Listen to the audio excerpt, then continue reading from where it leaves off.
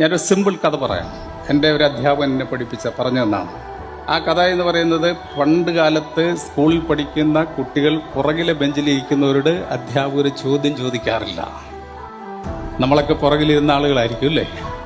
അപ്പോൾ ഒരു ദിവസം ഒരു കണക്ക് മാഷ് വന്നിട്ട് ഈ കുട്ടികൾ ഇങ്ങനെ വെറുതെ ഇങ്ങനെ ഇരുന്നാൽ പോരല്ലോ, അവരോട് ചോദ്യം ചോദിക്കണമെന്ന് ആഗ്രഹിച്ചു. അങ്ങനെ ചോദ്യം ചോദിക്കാൻ വേണ്ടിയിട്ട് അദ്ദേഹം ഒരു കണക്ക് ഉദ്ധരിച്ചു. അപ്പോൾ ലാസ്റ്റ് ബെഞ്ചിലെ കുട്ടിയോട് ചോദിക്കാൻ തുടങ്ങിക്കഴിഞ്ഞാൽ ഫ്രണ്ടിലിരിക്കുന്ന കുട്ടികളെല്ലാം അത്ഭുതത്തോടു കൂടി അധ്യാപകനെ നോക്കാൻ തുടങ്ങി.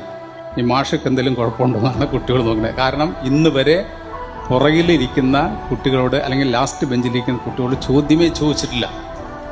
ആ സമയത്താണ് ഈ മാഷ് വന്നിട്ട്, അധ്യാപകൻ വന്നിട്ട് പുറകിലെ ബെഞ്ചിലെ കുട്ടികളോട് ചോദ്യം ചോദിക്കുന്നത്.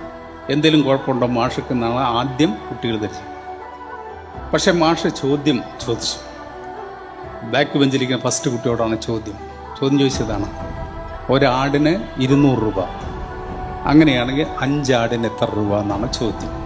ആ കുട്ടി ചാടി എഴുന്നേറ്റ് മറുപടി മാഷ് കൊടുത്തു, ഒരു 5000 രൂപ മാഷ് എന്ന് പറഞ്ഞു. മാഷ് അപ്പോൾ ഇരിക്കാൻ പറഞ്ഞു. ഒരാടിന് 200 രൂപ, അങ്ങനെയാണെങ്കിൽ 5 ആടിന് എത്ര എന്നുള്ളതാണ് ചോദ്യം. അപ്പോൾ 5000 രൂപ ഇരിക്കാൻ പറഞ്ഞു. അപ്പോൾ രണ്ടാമത്തെ കുട്ടിയോട് ചോദ്യം ആവർത്തിച്ചു. അപ്പോൾ രണ്ടാമത്തെ കുട്ടി മാഷോട് പറഞ്ഞു, മാഷ് ആ ചോദ്യം ഒന്നും കൂടി പറയുമെന്ന് പറഞ്ഞു. അപ്പോൾ മാഷ് പറഞ്ഞു, ഒരാടിന് 200 രൂപ, അങ്ങനെയാണെങ്കിൽ 5 ആടിന് എത്ര രൂപ എന്ന് വെച്ചു. അപ്പോൾ ആ കുട്ടി സംശയമില്ലാതെ പറഞ്ഞു 800 രൂപ എന്ന് പറഞ്ഞു. അപ്പോൾ മാഷ് ഇരിക്കാൻ പറഞ്ഞു. ഇനി ലാസ്റ്റ് ബെഞ്ചിലെ കുട്ടികളോട് ചോദിച്ചിട്ട് ഉത്തരം കിട്ടാൻ വഴിയില്ല എന്ന് മനസ്സിലായി. ആ ബെഞ്ചുകാരോട് ഇനി ചോദിക്കേണ്ട വെച്ചാൽ നെക്സ്റ്റ് ബെഞ്ചിലെ കുട്ടിയോട് ചോദ്യം ചോദിക്കാൻ തുടങ്ങി. അപ്പോൾ ലാസ്റ്റ് ബെഞ്ചിലെ മൂന്നാമത്തെ കുട്ടി എഴുന്നേറ്റ് നിന്ന് മാഷോട് അങ്ങോട്ടൊരു ചോദ്യം. പക്ഷേ ഈ ബ്രിട്ടീഷുകാർ ഇന്ത്യയിൽ നിന്ന് കെട്ടുകെട്ടിയല്ലോ, അത് 1947 നിന്നാണ് ഞാൻ കേട്ടിരിക്കുന്നത്. ആ മാഷ പറഞ്ഞു, അതെ. അതിനുശേഷം നമ്മളൊരു സാധനം ഉണ്ടാക്കിയല്ലോ, എന്താ സാധനം? മാഷക്കും സംശയമായി, കുട്ടിക്കും സംശയമായി.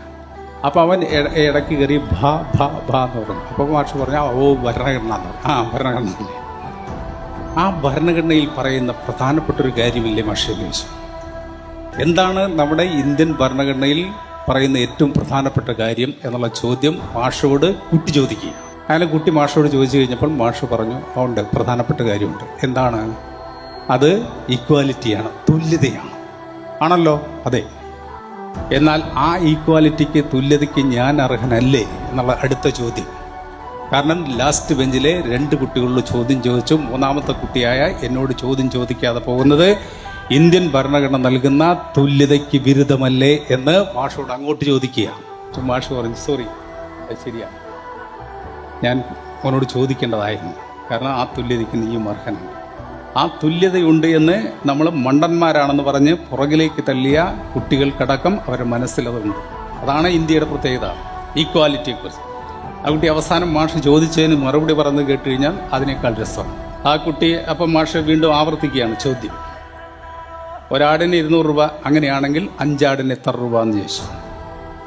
അപ്പോൾ ആ കുട്ടി മാഷോട് തിരിച്ചങ്ങോട്ട് ഉത്തരം കൊടുത്തത് എന്താണെന്ന് വെച്ചാൽ, മാഷ് ഒരാടിന് 200 രൂപ, അങ്ങനെ 5 ആടിന് എത്ര എന്ന് ചോദിച്ചാൽ എനിക്ക് പറയാൻ പറ്റില്ല. മാഷ് ഒരു കാര്യം ചെയ്യും, 5 ആടിനെ ഇവിടെ കൊണ്ടുപോവാ, ഓരോ ആടിൻ്റെയും വില എത്രയാണെന്ന് ഞാൻ കൃത്യമായിട്ട് മാഷക്ക് പറഞ്ഞു തരാമെന്ന് പറഞ്ഞു. ഓരോ ആടിൻ്റെയും വലിപ്പം വ്യത്യാസമുണ്ടാവും, വെയിറ്റ് വ്യത്യാസമുണ്ടാവും.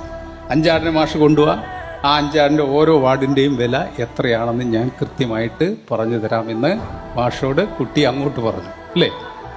അതിൽ യുക്തിയുണ്ടോ? അതിൽ യുക്തിയുണ്ട് അല്ലേ? അപ്പോൾ മണ്ടന്മാരാന്ന് പറഞ്ഞ് പുറകിലേക്ക് തള്ളിയ ആളുകളൊന്നും മണ്ടന്മാരല്ല. നമ്മൾ നിരക്ഷരാന്ന് പറഞ്ഞ് പുറകിലേക്ക് തള്ളുന്ന ആളുകൾ അവരറിവില്ലാത്തവരല്ല എന്ന് നമ്മൾ തിരിച്ചറിയും.